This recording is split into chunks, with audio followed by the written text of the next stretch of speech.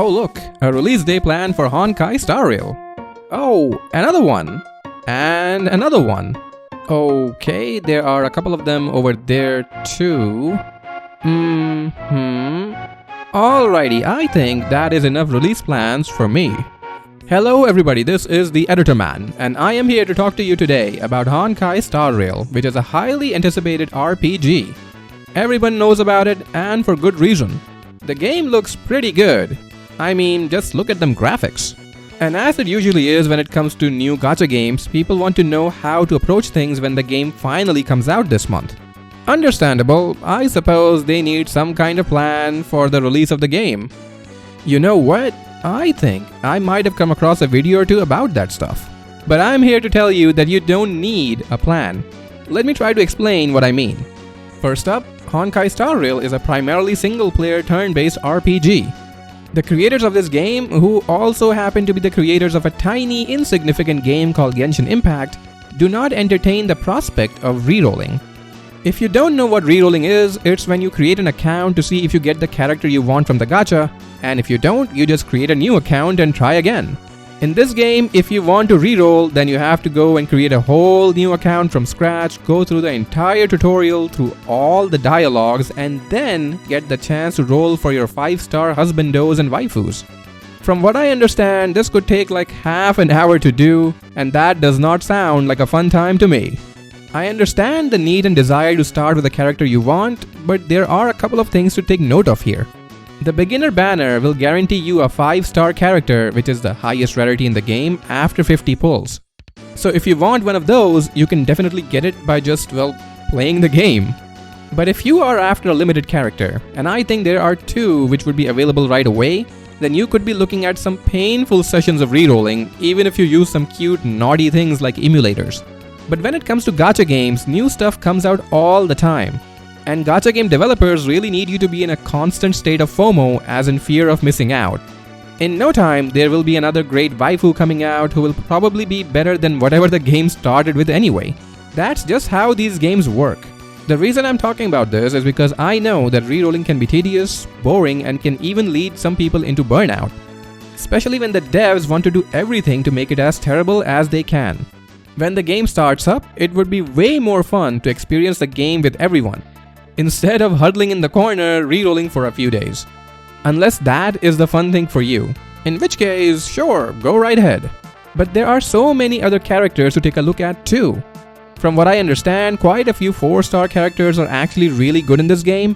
I'm pretty sure you can have a fun time with them too, if you give them a chance. And they will be way easier to pull and to improve. Because yes, pulling duplicates help improve your characters. That is a thing in this game which is pretty ew. And it'll be really fun to do with 5-star characters, I bet, especially with the rates. And you know, you'll eventually get pretty much all the non-limited characters over time anyway. That is also a thing in gacha games like this. But I know what you're thinking. Editor man, I need to get the best possible character from the start so I can have a really strong account right away and destroy everything that the game throws in my path. How dare you, Editor Man? How dare you interfere with the release plans? Okay, just hear me out. You want to have a top tier team, you want a min-max to run over the story mode and all other content ASAP. Just one question there. Why? Let's talk about Genshin Impact, the tiny game I mentioned earlier, for a moment.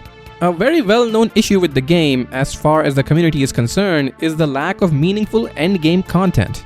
Once you have all the best characters and equipment and all the other amazing diddlies and doodlies at your disposal, there isn't much to do with it. I see a lot of people trying to figure out the most optimal and best possible teams already when the game hasn't even come out yet. Keeping in mind that this game comes from the same developers, why would you want to rush through things as quickly as possible when there might not be meaningful stuff to do at the end besides logging in every day to do your dailies and farm for stuff? Or to just go through the tower mode with dull enemies who just have inflated stats. That is also a thing in games like this. I imagine that would get boring pretty quickly.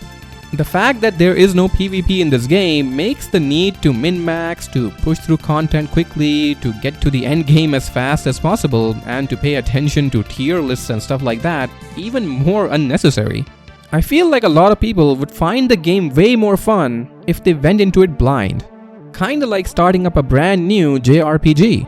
In my experience, and I've played quite a few turn-based RPGs, I've had the most fun when I've gone into a game blind and tried to figure out stuff on my own. The games I played after reading up on them, either online or through a guide, I typically did not enjoy as much at the end of the day. Sure, I had an easier time with them, I knew how to work the systems in the game or which characters to use, and I could easily get overpowered if I wanted to, but I felt that something was lost along the way. But I know, again, that this is a gacha game, but it is a single-player game at the end of the day, is it not? What would be so bad about playing it at your own pace instead of having a strenuous release day plan full of re-rolling and RNG pain? And to be fair, all gacha games really have the same plan. Either get your sugar grandpa to pay and get the thing you want, or pray to RNG. That is about it. Considering the nature of this game, I don't think you should consider pulling out your wallet at all, or at the very least not on day one. I will try to be a free-to-play player for this game unless the waifus are just too strong to resist for me later on.